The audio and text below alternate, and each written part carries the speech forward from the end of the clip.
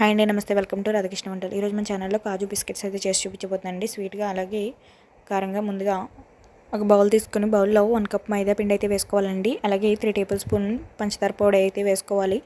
అలాగే 1 table spoon యాలకుల పొడి వేసుకుని, 1 టేబుల్ స్పూన్ సాల్ట్ వేసుకుని, అలాగే 1 టేబుల్ స్పూన్ వామ్ అయితే వేసుకుని, 1/2 టేబుల్ స్పూన్ వంట సోడా వేసుకుని, కరిగించుకున్న డాల్డా వేసుకోవాలండి. 2 టేబుల్ స్పూన్ కరిగించుకున్న డాల్డా వేసుకుని, వాటర్ వేసుకుని పిండిలా కలుపుకోవాలండి, చపాతీ పిండిలాగా. ఈ పిండిని ఒక 15 నిమిషాల పాటు నాననివ్వాలండి. తర్వాత ఈ విధంగా వీడియో క్లిప్లా చూపిస్తున్నట్టుగా మందంగా ఒత్తుకోవాలి. ఒత్తుకున్న తర్వాత వాటర్ బాటిల్ మూత సహాయంతో ఈ విధంగా బిస్కెట్స్ కట్ చేసుకోవాలండి. ఈ విధంగా కట్ చేసుకుని డీప్ ఫ్రై చేసుకోవాలండి. ఆయిల్లో మీడియం టు హై ఫ్లేమ్లో డీప్ ఫ్రై చేసుకోవాలండి. మొత్తం అన్నిటిని తీసేసుకుని ప్లేట్లోకి వేసేసుకోవాలి.